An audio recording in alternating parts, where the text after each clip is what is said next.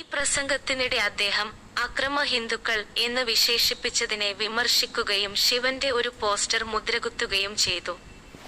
അദ്ദേഹത്തിന്റെ അഭിപ്രായത്തിൽ പ്രധാനമന്ത്രി നരേന്ദ്രമോദിയുടെ ഉടനടി പ്രതികരണവും ആഭ്യന്തരമന്ത്രി അമിത് ഷാ മാപ്പ് പറയണമെന്ന ആവശ്യവും ഉന്നയിച്ചു.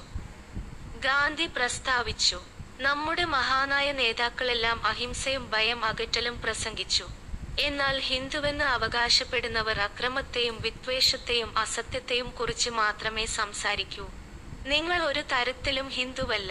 ഗാന്ധിയുടെ പരാമർശങ്ങളെ ചൊല്ലിയുണ്ടായ ബഹളമാണ് പ്രധാനമന്ത്രി മോദിയുടെ ഇടപെടലിന് പ്രേരിപ്പിച്ചത്. 2014 എംപിയായതിന് ശേഷമുള്ള അദ്ദേഹത്തിന്റെ ആദ്യ ഇടപെടലാണ്. മുഴുവൻ ഹിന്ദു സമൂഹത്തെയും അക്രമാസക്തരായി മുദ്രകുത്തുന്നത് വളരെ ഗുരുതരമായ ആരോപണമാണ് എന്ന് അദ്ദേഹം അഭിപ്രായപ്പെട്ടു. ഈ പ്രസംഗം തീർച്ചയായും രാഷ്ട്രീയ രംഗത്ത് ചർച്ചകൾക്കും തുടക്കമിട്ടിട്ടുണ്ട്. സംസാരിക്കുന്നയാൾ ഇന്ത്യ 2024 ജൂലൈ 4 ലോക്സഭയിൽ രാഹുൽ ഗാന്ധി നടത്തിയ പ്രസംഗത്തിന്റെ പല ഭാഗങ്ങളും നീക്കം ചെയ്തു.